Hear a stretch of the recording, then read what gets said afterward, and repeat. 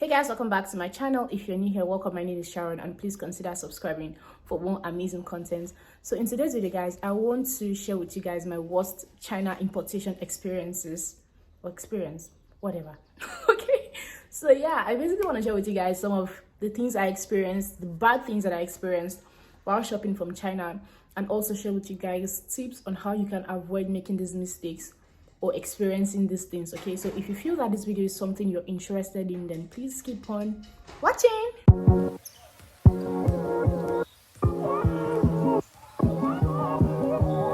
So guys, the first thing we have to be weight miscalculation.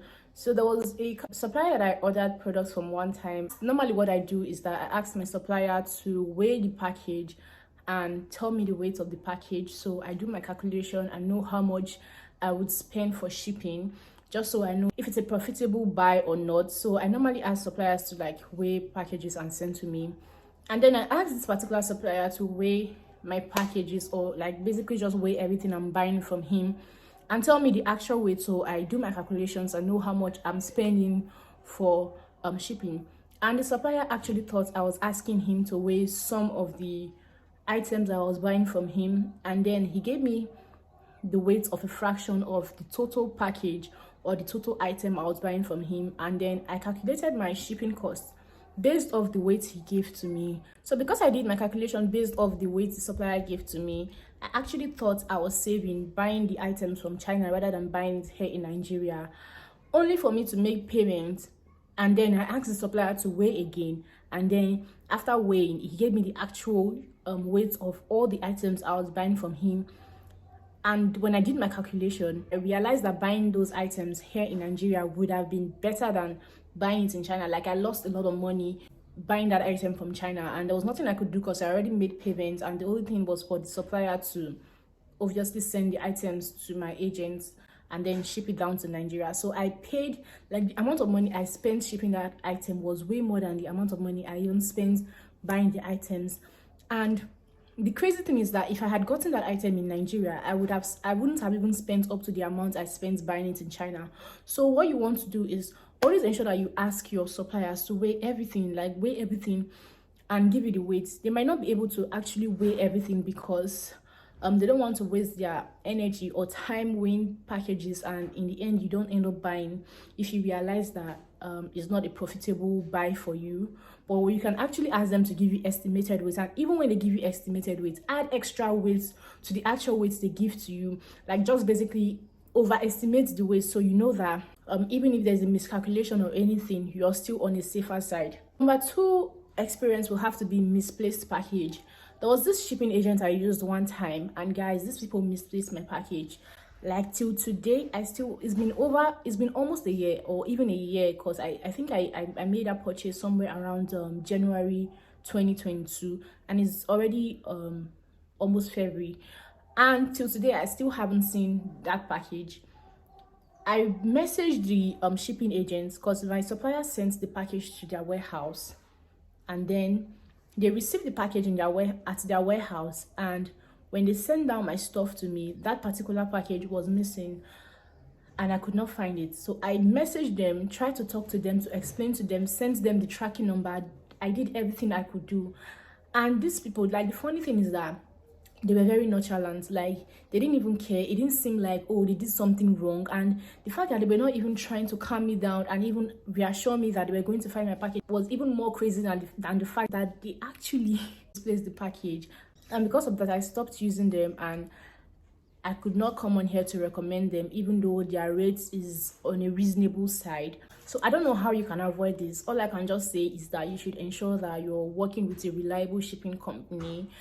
The next crazy experience was dollar increase. So there was a time that dollar was basically just dancing up and down, and you know, I made purchases at the time dollar was around 700 naira. And from the time I purchased the item to the time that my agent shipped the packages down to Nigeria, dollar moved from 700 plus to 900 and something naira. And I already did the weight calculation or the shipping calculation based off the 700 and something naira, only for my packages to get to Nigeria, and I have to clear at a rate of 900 and something naira. And that really affected the price of those things that I bought. and also the shipping cost. It affected everything, and I was running on losses. Actually, you want to ensure that dollar is actually stable, or even if dollar is not stable at the point you want to make your purchase, you need to ensure that you do estimated calculations so that you can cover up for any increase in case there is an increase later. So the next experience will have to be receiving wrong items from suppliers. So there's a particular supplier that I still use till today. Like, I still buy things from them till today. A couple of times I've actually ordered packages from them and they end up sending me wrong items.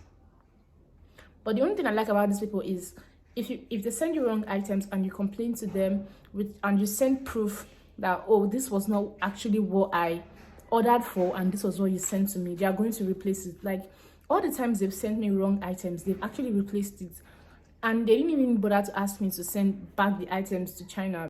They just basically sent another item to me and just asked me to do whatever I want to do with the other packages or the other items that they sent to me, and they weren't what I ordered for. And that's why I still work with them, or I still buy things from them, because they really care about their clients or their customers. Some sellers will naturally not just care, and even if you tell them, oh, this was what I bought and this was what you sent to me, they won't just care about you and they just move on. Especially when you are a small importer, like you don't buy stuff in large quantity, they would not just care about you. But this particular supplier, each time I complain, they always resend the item. So the only thing is just the shipping, because I have to pay the cost of shipping the other item they are sending. But sometimes I don't really care, because the initial item they sent to me, I can basically just sell them and cover up for the shipping. The next experience would be a defective product. This I have not really experienced so many times, just a few.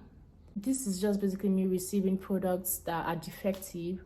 Some of them I don't even bother to even reach out to the supplier. Like my pamper grass, this one that you can see here, it came looking bad. Like, it didn't come how it was supposed to come, but I was able to make a use out of it. That's why I did not just bother to reach out to the supplier to complain or anything.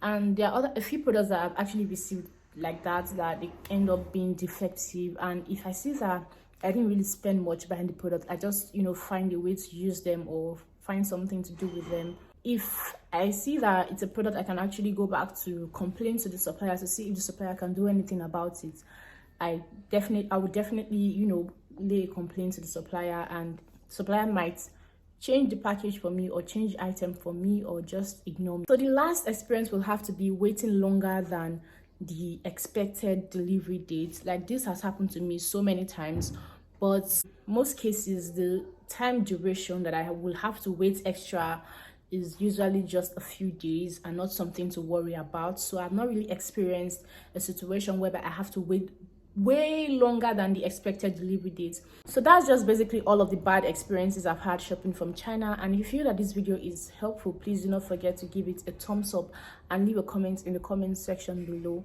Also subscribe to my channel for more amazing content. See you guys in my next video. Thanks for watching, and bye.